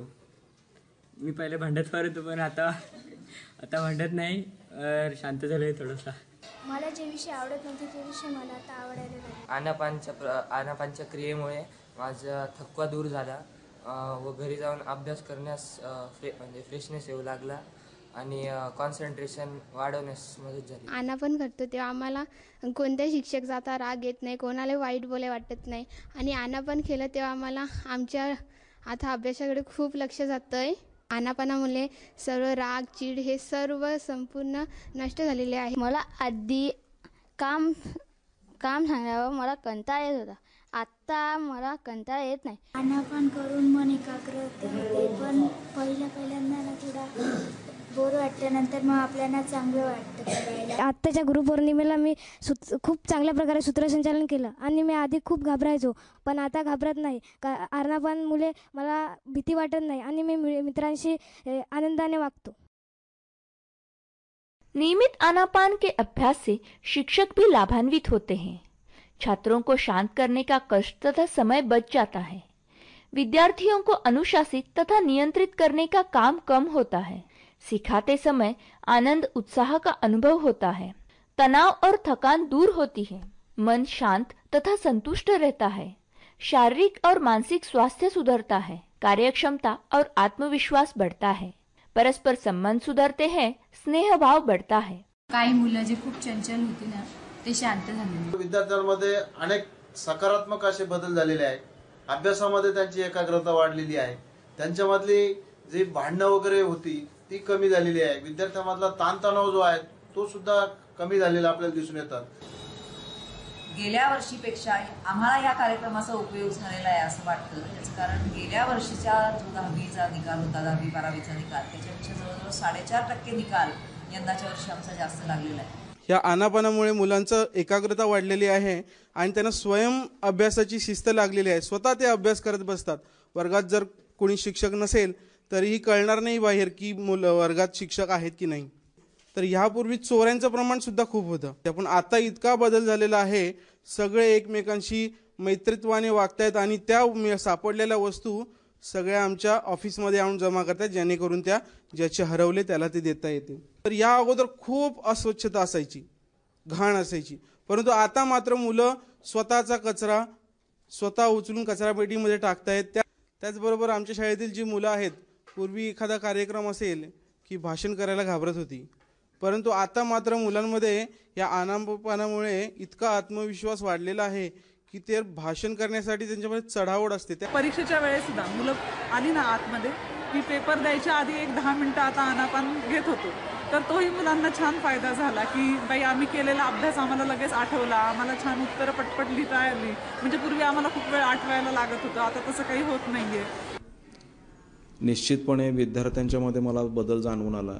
आमच्या इमारतीमध्ये किंवा विशेष करून प्रसाधनगृह जी असायची मुलांची, तिथं लेखनाचं प्रमाण होतं ते कमी झालं. तर मुलांच्यात आणि मुलींच्यामध्ये किंवा जो एज फॅक्टर येतो 9th आणि 10th मध्ये, तर तो ते मग अगदी मग चिडवणे असेल किंबहुना त्रास देणे असेल, तर हा प्रकार थांबला नव्हताच. 30 मिनिटाचा शिकवण्याचा जो कालावधी आहे तो मला 15 मिनिटाचा जरी कालावधी मिळाला तरी त्या 15 मिनिटाची 15 मिनिटं शिकवलेलं यांच्या चांगलं लक्षात राहायचं. कारण आनापानामुळे त्यांची एकाग्रता प्रचंड वाढल्याचं मला लक्षात येतं. त्यांच्यामध्ये थोडीशी शांतता आलेली आहे किंवा जी सतत वर्गामध्ये बडबड व्हायची ती बडबड आता वर्गामध्ये होत नाही. किंवा विद्यार्थी चांगल्या शब्दांनिशी वाक्य तयार करून शिक्षकांशी बोलतात, विद्यार्थ्यांशी चर्चा करतात. आवाजातला नम्रपणा विद्यार्थ्यांमध्ये जाणवतो आहे. माझ्या स्वतःमध्ये जाणवलेला बदल हा आहे की खूप साऱ्या कामाचा ताणतणाव आपल्या मनावरती असतो. विपश्यना केल्याने तो कामाचा ताणतणाव तर निश्चितच दूर झालेलाच आहे, असा एक माझा स्वतःचा अनुभव आला. आणि विशेष म्हणजे अध्यापन करताना जी एकाग्रता असावी लागते किंवा मन लावून विद्यार्थ्यांना शिकवलं जातं, मन लावून विद्यार्थ्यांकडे बघितलं जातं, विद्यार्थ्यांच्या अडीअडचणी प्रथम समजावून घेतल्या जातात, ह्या गोष्टींमध्ये विपश्यनेमुळे चांगला परिणाम जाणवलेला आहे. माझ्या शाळेमध्ये 2000 विद्यार्थी संख्या आहे आणि 90% मुलं ही मजूर वर्गातली आहे. पूर्वी मारामाऱ्या पळून जाणं हे प्रमाण खूप होतं, खूप आपापसात वाद, वाईट शिवीगाळ करणं वगैरे.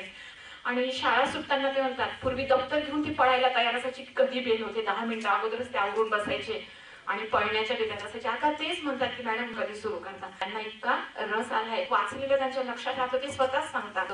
आणि विशेष म्हणजे जी पूर्वीची भांडणं संघर्ष होते ते आता मुलांमध्ये काहीच राहिलेलं नाही. सभी स्कूलों में नियमित आनापान हो, इस हेतु विपश्यना रिसर्च इंस्टीट्यूट ने एक सरल ढांचा तैयार किया है, जिसके अंतर्गत हर स्कूल में कम से कम एक शिक्षक को 10 दिवसीय विपश्यना शिविर तथा मित्र प्रशिक्षण पूरा करना आवश्यक है.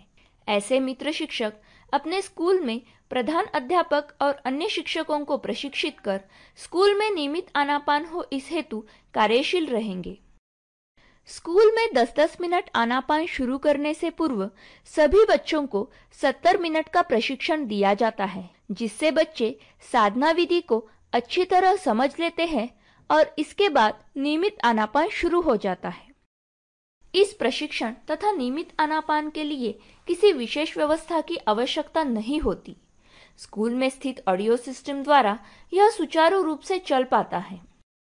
आज महाराष्ट्र के गांव-गांव हर एक इलाकों को मिलाकर लगभग 51,000 स्कूल हैं और अभी तक उसमें से बहुत कम स्कूल नियमित आनापान से लाभान्वित हो रहे हैं. इन सब स्कूलों तक इस कल्याणकारी उपक्रम की जानकारी पहुंचाकर वहां मित्र उपक्रम सुचारू रूप से प्रारंभ होने हेतु हम सब योगदान दे सकते हैं. तो क्या आप इसमें सम्मिलित होना चाहेंगे? अगर आप मित्र उपक्रम से जुड़ना चाहते हैं तो अपने क्षेत्र के मित्र कक्ष या राज्य स्तरीय मित्र कक्ष से संपर्क करें. इस संबंध में समग्र जानकारी www.mitraupakram.net इस वेबसाइट पर उपलब्ध है।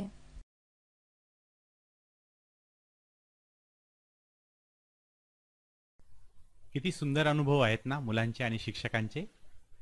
ही डॉक्युमेंटरी बघून तुमच्याही मनात उत्साह जागृत झाला असेल की आनापान ध्यान साधना आपल्या शाळेतील मुलांना पण शिकवण्यात यावी।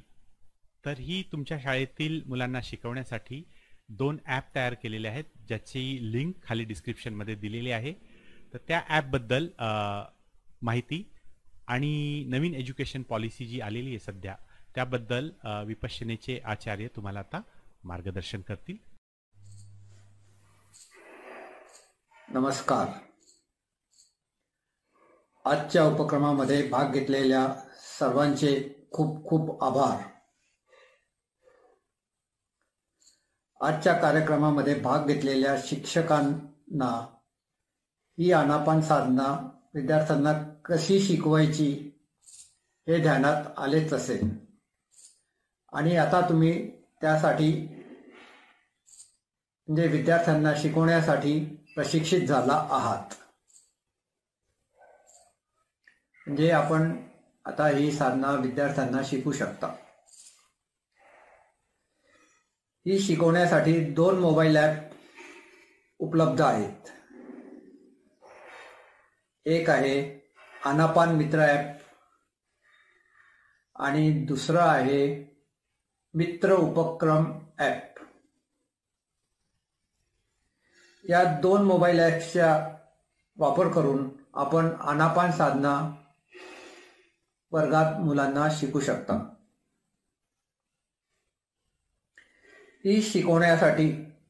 ही साधना शिकवण्यासाठी आजच्या या प्रशिक्षण कार्यक्रमातून आपण प्रशिक्षित झाले आहात।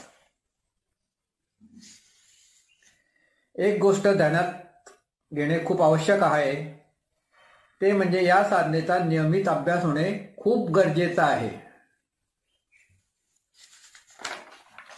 त्यासाठी रोज सकाळी शाळेचे सत्र सुरू होण्यापूर्वी 10 मिनिटं आणि शाळेचे सत्र संपण्यापूर्वी 10 मिनिटं नियमित अभ्यास होणे आवश्यक आहे। असा अभ्यास नियमित झाल्यास विद्यार्थ्यांमध्ये खूप चांगला आणि सकारात्मक बदल दिसून येतो। ऑनलाईन सुविधा उपलब्ध असल्यामुळे ही साधना विद्यार्थ्यांना शिकवणे आणि त्यांच्याकडून नियमित साधनेचा अभ्यास करून घेणे आपल्याला आता सोपे झाले आहे। नियमित अभ्यास ज्या ज्या शाळेत चालू आहे त्या शाळेची काही उदाहरणे मी तुम्हाला देतो मित्रांनो।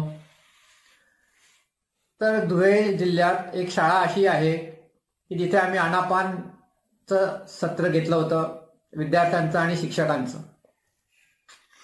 त्याच्यातला एक विद्यार्थी नियमितपणे शाळेत तर सत्र चालायचंच, शाळा सुरू होण्याच्या आधी आणि शाळा संपायच्या आधी हे सत्र सुरूच होतं, परंतु एक विद्यार्थी घरी जाऊन सुद्धा त्याचा अभ्यास करत असे। त्याच्या घरची परिस्थिती फारच विचित्र होती। त्याचे वडील दारू पिऊन घरी येत आणि त्याच्या आईला शिवीगाळ मारहाण आणि वाटेल ते बोलत आणि मग त्यांचं भांडण सुरू होऊन जात आणि हा बिचारा विद्यार्थी तेव्हा काय करत असे माहिती आहे तुम्हाला? तो भिंतीजवळ तोंड करून आपलं आनापान साधनेचा अभ्यास करत असे। तर त्याच्या पालकांनी बघितलं की हा भिंतीकडे तोंड करून काय करतो बाबा। तर 2-3 वेळा त्यांचं असं भांडण झालं, त्यांच्यात खूप तक्रार झाली, त्यांच्यात घराचं वातावरण खराब झालं, परंतु मुलगा नेहमीप्रमाणे आपल्या भिंतीकडे तोंड करून बसतो आणि आनापान साधना करत असतो। तर या पालकांना प्रश्न पडला की हा करतो तरी काय? मग यांना विचारलं त्यांनी की तू करतो काय बाबा? तर त्या विद्यार्थ्याने सांगितलं की मी आनापान साधना शाळेत शिकलो आहे आणि ते मी करतो। आणि एवढं भांडण होऊन एवढं यांच्या गळ्यात गडबडाट होऊन सुद्धा हा विद्यार्थी अतिशय शांत राहतो। तर आई वडिलांना खूप आश्चर्य वाटलं की अशी ही कोणती साधना आहे की जी एवढ्या गोंधळ गडबडात आपण एवढे भांडण करतोय, शिवीगाळ करतोय, तरी या मुलाच्यावर काही परिणाम होत नाही आणि हा शांत राहतो. तर ते शाळेत गेले आणि त्यांच्या शिक्षकांना विचारलं की बाबा ही साधना तुम्ही मुलांना शिकवली तर त्याचा कुठून तुम्हाला हे मिळालं, तुम्हाला कुठून त्याचा पत्ता मिळाला आणि कसं काय तुम्ही हे शिकवली. आणि झाडलेली घटना त्यांनी शिक्षकांना सांगितली की बाबा आमच्या घरात असं असं वातावरण आहे आणि असं असं आहे आणि हा मुलगा आनापान करत असतो आणि शांतपणे बसून राहतो.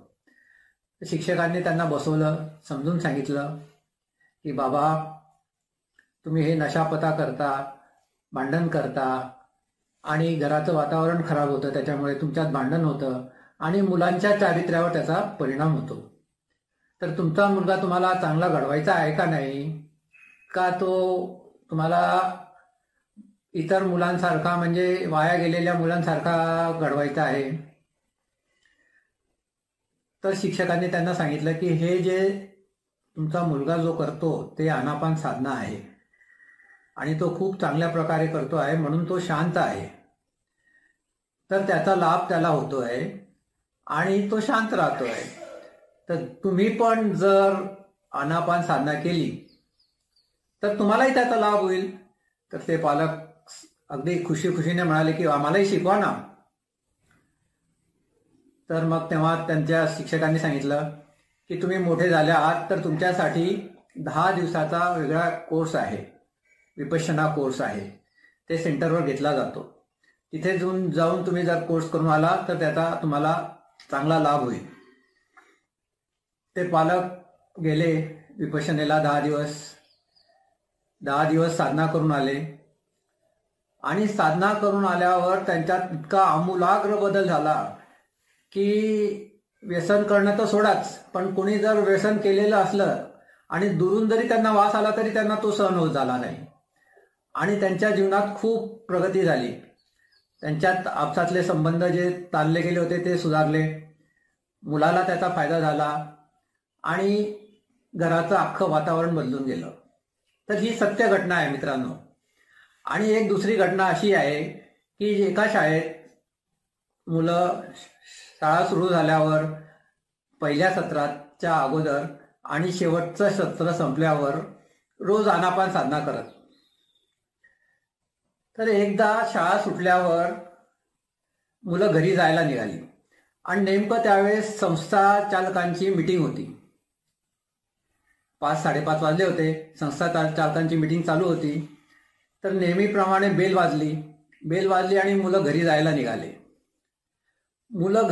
निघाले. तर इतकं शांत वातावरण होतं की कोणाचा आवाज नाही, गोंगाट नाही, गडबड नाही, धावपळ नाही आणि मुलं शांतपणे चालली. तर त्या सगळ्या ट्रस्टींना प्रश्न पडला की बेल झाली तरी अजून मुलं बाहेर का येत नाही आहेत वर्गाच्या. तर त्यांनी बाहेर बघितलं तर मुलं खूप शांतपणे आपसात गप्पा मारत वर्गाच्या बाहेर पडत होती. धावपळ नव्हती, गडबड नव्हती, गोंधळ नव्हता आणि शांतपणे ते जात होते. त्यांना खूप आश्चर्य वाटलं कारण त्यांना नेहमीचा अनुभव होता की मुलं शाळा सुटली, बेल वाजली की धावत पळत गडबड गोंधळ घालत बाहेर पडत आणि मग बाहेर जात. तर तेव्हा शाळेचं वातावरण एकदम गडबडत असं. तर मित्रांनो त्यांना खूप आश्चर्य वाटलं की मग त्यांनी सुद्धा तपास केला की हे कशामुळे झालं. तर मग त्यांना त्यांच्या मुख्याध्यापकांनी सांगितलं की आपल्या शाळेत आनापान साधना ही शिकवली जाते आणि त्याचा विद्यार्थ्यांना खूप चांगला लाभ झालेला आहे. हो का. मग त्या संस्था चालकांनी सुद्धा एक करून शिबिर केलं आणि त्यांनाही खूप लाभ झाला. तर असे सकारात्मक बदल विद्यार्थ्यांमध्ये घडून आले आणि विद्यार्थ्यांमध्ये मधला सकारात्मक बदल बघून बऱ्याच पालकांनी सुद्धा शिबिरात भाग घेतला आणि त्यांनाही त्याचा लाभ झालेला आहे. तर मित्रांनो या मित्र प्रकल्पाअंतर्गत आपल्याला विद्यार्थ्यांना आनापान मित्र ॲप आणि मित्र उपक्रम ॲप याद्वारा आनापान चांगल्या प्रकारे आणि न चुकता दररोज सराव करून घ्यायचा आहे. विद्यार्थ्यांसोबत त्यांच्या पालकांनी पण या साधनेचा अभ्यास केला तर खूपच छान. विद्यार्थी, पालक आणि शिक्षक सोबत ध्यान करतील तर ते खूपच छान होईल. भारत सरकारने राष्ट्रीय नीती आयोग, राष्ट्रीय शिक्षा नीती आयोग 2020 तयार केलेला आहे आणि त्याच्यात त्यांच्या लक्षात आलं आहे की मुलांच्या चारित्र्यावर खूप जास्त लक्ष देणं गरजेचं आहे. तर त्यांनी पॅरेग्राफ नंबर 4.28 मध्ये विद्यार्थ्यांचं चारित्र्य कसं सुधरेल याच्यावर त्यांनी चर्चा केलेली आहे.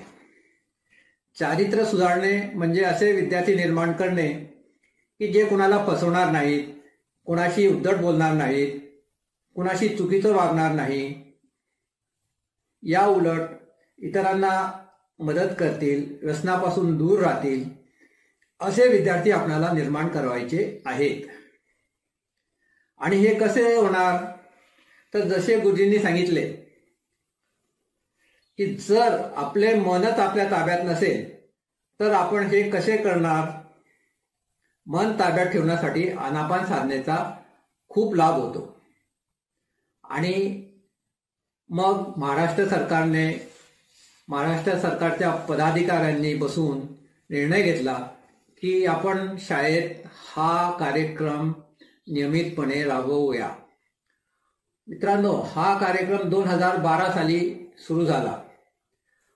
महाराष्ट्र सरकार आणि विपसना रिसर्च इन्स्टिट्यूट, VRI म्हणतात त्याला, यांच्या संयुक्त कामगिरीने हा प्रयोग महाराष्ट्रात सुरू झाला आणि त्याला खूपच चांगला प्रतिसाद मिळाला. आणि बऱ्याच शाळेत आम्ही हा कार्यक्रम सक्सेसफुली राबवला मुलांमध्ये. आणि मुलं बऱ्याच शाळेत सुरुवातीला 10 मिनिटं आणि शाळा सुटण्याच्या आधी 10 मिनिटं आनापान करतायत. परंतु ज्या शाळेत विद्यार्थ्यांनी करत नसतील, ज्या शाळेत हा कार्यक्रम राबवला जात नसेल, तर त्यांना मी आवर्जून विनंती करतो, आव्हान करतो की त्यांनी जरूर हा कार्यक्रम राबवावा. याच्यामुळे विद्यार्थ्यांचं तर भलं होणारच आहे, पण जे शिक्षक आहेत त्यांचं सुद्धा खूप भलं होईल. कारण ते सुद्धा जर आनापान करतील तर त्यांचं सुद्धा शिकवण्यावर कॉन्सन्ट्रेशन वाढेल. जे शिकवायचं ते उत्तम प्रकारे शिकू शकतील आणि ऑटोमॅटिक त्यांचा शिकवण्याचा कालावधी जो आहे तो कमी होईल. म्हणजे जे ते 40-50 मिनिटात शिकवतात ते 30-40 मिनिटात सुद्धा चांगल्या प्रकारे शिकू शकतील. म्हणजे अधिक त्यांना शिकवता येईल. दुसरं म्हणजे त्यांचा कॉन्फिडन्स सुद्धा वाढेल. आनापान साधनेमुळे काय होतं की मन आपल्या ताब्यात राहतं. चंचल मन जे आहे ते आपल्या ताब्यात राहतं आणि आपण जे करतो ते कॉन्फिडेंटली करतो. तर ते कॉन्फिडेंटली करत असल्यामुळे आपला त्याच्यावर कमांड राहतो आणि आपण ते चांगल्या प्रकारे करू शकतो.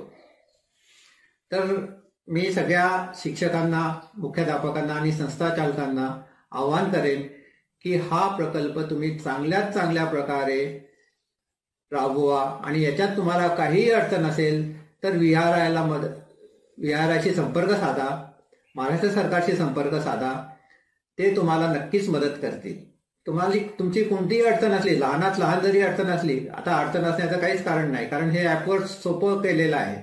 मोबाईल प्रत्येकाकडे आहे, तर तुम्ही मोबाईलद्वारे हे शिकू शकतात. आणि बहुतेक शाळेकडे साऊंड सिस्टीम आहे, तर त्या प्रकारे तुम्ही ते शिकू शकतात. महाराष्ट्र राज्यापासून या उपक्रमास सुरुवात होत आहे व आपण सर्व या उपक्रमात सहभागी आहोत. ही आपणा सर्वात एक आनंदाची बाब आहे. धन्यवाद.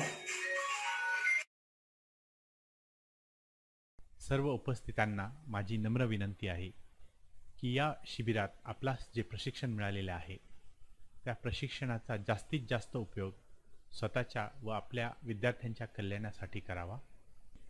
आपणास मदत करण्यास आम्ही नेहमीच तत्पर आहोत.